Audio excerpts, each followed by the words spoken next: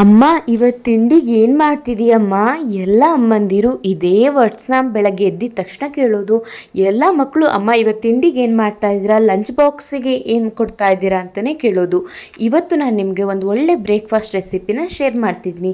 ಈ ಒಂದು ರೆಸಿಪಿ ಮಾಡೋದು ತುಂಬಾ ಸುಲಭ, ಹಾಗೆ ಮಾಡಲಿಕ್ಕೂ ತುಂಬ ಹೊತ್ತು ಬೇಕಾಗೋದಿಲ್ಲ. ಒಂದು 10 to 15 ಮಿನಿಟ್ಸ್ ಒಳಗಡೆ ಬ್ರೇಕ್ಫಾಸ್ಟ್ ರೆಡಿ ಆಗುತ್ತೆ ಮತ್ತು ತುಂಬಾ ಟೇಸ್ಟಿ ಆಗಿರುತ್ತೆ, ಹಾಗೆ ತುಂಬಾ ಹೆಲ್ದಿ ಆಗಿರುತ್ತೆ.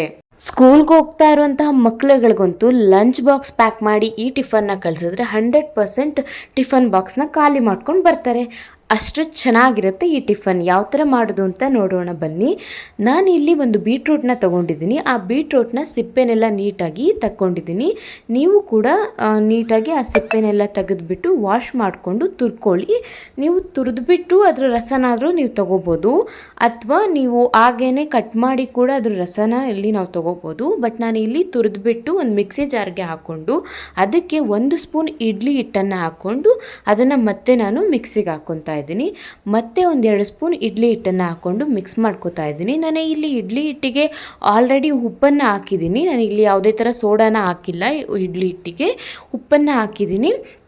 ಸೊ ಅದನ್ನು ಹಾಕ್ಬಿಟ್ಟು ಬೀಟ್ರೂಟ್ ರಸದ ಜೊತೆಗೆ ಮಿಕ್ಸ್ ಮಾಡಿ ನಂತರ ಇಲ್ಲಿ ಇಡ್ಲಿ ಪಾತ್ರೆಗೆ ನೀರನ್ನ ಹಾಕಿ ಬಿಸಿ ಆಗೋಕ್ಕೆ ಇಟ್ಟಿದ್ದೆ.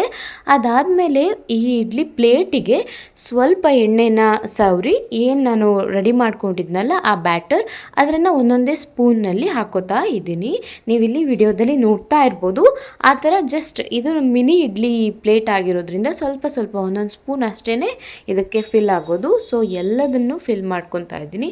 ಮತ್ತು ಇಲ್ಲಿ ನಮ್ಮ ಪುಟಾಣಿಗೋಸ್ಕರ ನಾನು ಆ ಥರ ಒಂದು ಪಿಂಕ್ ಇಡ್ಲಿನ ಮಾಡ್ತಾಯಿದ್ರೆ ನಮಗೋಸ್ಕರನೂ ಕೂಡ ಇಲ್ಲಿ ಇಡ್ಲಿ ಮಾಡ್ತಾಯಿದ್ದೀನಿ. ನಾರ್ಮಲ್ ಇಡ್ಲೀಸ್, ವೈಟ್ ಇಡ್ಲೀಸ್ಗಳನ್ನ ನಾನು ನಮಗೂ ಜೊತೆಯಲ್ಲಿ ಇಬ್ಬರಿಗೂ ಕೂಡ ಜೊತೆಯಲ್ಲಿ ಬ್ರೇಕ್ಫಾಸ್ಟ್ ಆಗಿಬಿಡತ್ತೆ, ನಮಗೂ ಆಗಿಬಿಡುತ್ತೆ ಮತ್ತು ನಮ್ಮ ಪುಟಾಣಿಗಳಿಗೂ ಕೂಡ ಒಳ್ಳೆ ಬ್ರೇಕ್ಫಾಸ್ಟ್ ಅಥವಾ ಒಂದು ಒಳ್ಳೆ ಟಿಫನ್ ಬಾಕ್ಸ್ ರೆಸಿಪಿ ಕೂಡ ರೆಡಿ ಆಗುತ್ತೆ.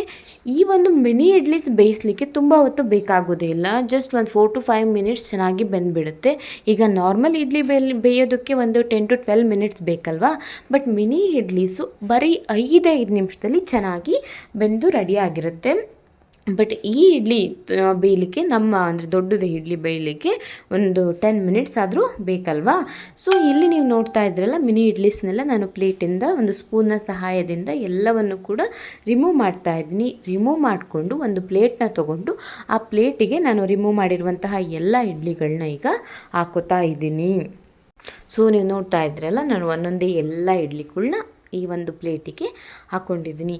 ಇವಾಗ ಏನು ಮಾಡಬೇಕಂತ ಅಂದರೆ ಇವಾಗ ಒಂದು ಕಡಾಯಿನ ತಗೊಂಡು ಕಡಾಯಿನ ಬಿಸಿಗೆ ಇಟ್ಕೋಬೇಕು. ನಂತರ ಸ್ವಲ್ಪ ಸಾಸಿವೆನ ಹಾಕ್ಕೊಂಡು ಅದು ಸ್ವಲ್ಪ ಸಿಡಿದ ಮೇಲೆ 1 ಸ್ಪೂನ್ ತುಪ್ಪನ ಹಾಕೋತಾ ಇದ್ದೀನಿ. ನಂತರ ಸ್ವಲ್ಪ ಒಂದು 4 ಹೆಸರು ಕರಿಬೇವಿನ ಸೊಪ್ಪನ್ನ ಹಾಕ್ಕೊಂಡು ನಾನೇನು ರೆಡಿ ಮಾಡಿಟ್ಕೊಂಡಿದ್ವಲ್ಲ ಬೇಯಿಸಿದಂತಹ ಮಿನಿ ಇಡ್ಲೀಸ್ ಪುಟ್ಟು ಇಡ್ಲೀಸ್ನ ಇದಕ್ಕೆ ಹಾಕೋತಾ ಇದ್ದೀನಿ.